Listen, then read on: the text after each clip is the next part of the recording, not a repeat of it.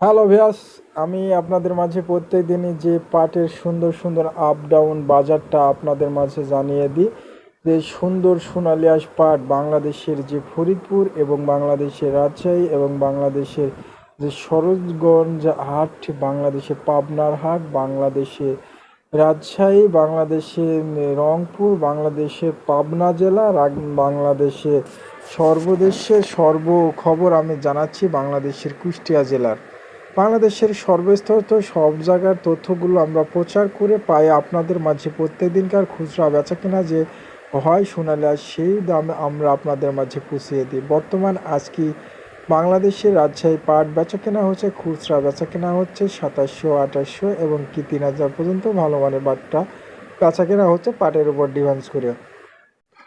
যে পাটগুলো আমরা বেচার কোনো উদ্যোগ পাইছিলাম না, এখন আমরা সেই পাটগুলো বিক্রয় করতে পারছি, এটা আশা করা যায়। বর্তমান বাংলাদেশের পাটের আশঙ্কা যে যত পারছেন আমরা দেখতে পাইছিলাম তার চাইতে বেশি পাট এখনও বাংলাদেশের সাধারণ মানুষের ঘরে আছে। বর্তমান বাংলাদেশের যে নাটোর জেলার পাটের তথ্য পেলাম, সেখানে এখনও 60% পাট দেখা দিয়েছে ব্যবসায়িকদের ঘরে। বর্তমান সেখানে নাটোরে পাট বেচা কেনা হচ্ছে মাত্র 2700 থেকে 2600, 2700 টাকা, হাইয়েস্ট পাটের উপর ডিপেন্ড করে 2900 টাকা। বর্তমান বাংলাদেশে আমি জানাবো বাংলাদেশের পাটের বাজারটা কোথায়, কত টাকা খুচরা বেচা কেনা হচ্ছে।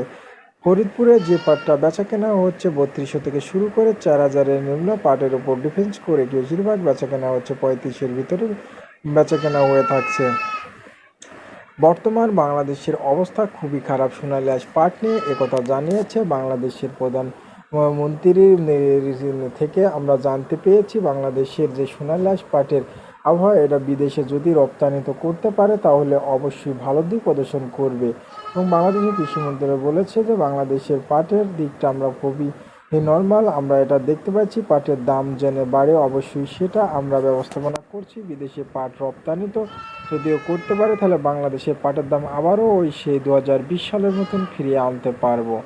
বর্তমান পাটের বাজার একটু হলেও ভালো দিক প্রদর্শন করছে কুষ্টিয়া জেলা। এখন জানাবো যে বাংলাদেশের সর্বস্থিত বাংলাদেশের পাবনা জেলার তথ্য। বাংলাদেশের পাবনা জেলার পাটের বাজার কিনা বেচাও অনেকটা ভালো দিক প্রদর্শন করছে, সেখানে পাটও ভালো মানের পাওয়া যায়। বর্তমান পাবনা জেলার পাট বেচা কেনা হচ্ছে 3000 থেকে 3200 টাকা। এখানকার পাটের চাহিদা একটু হলো ভালো, গাড়িওয়ালারা একটু হলো ভালো পাচ্ছে।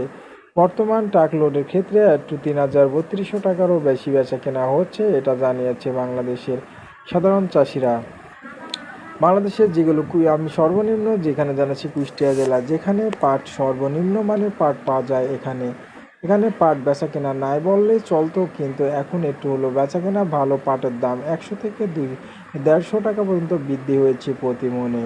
এরমভাবে যদিও বাংলাদেশে পাটের দাম বাড়তে থাকে তাহলে অবশ্যই আবারও দেখা দিবে ভালো।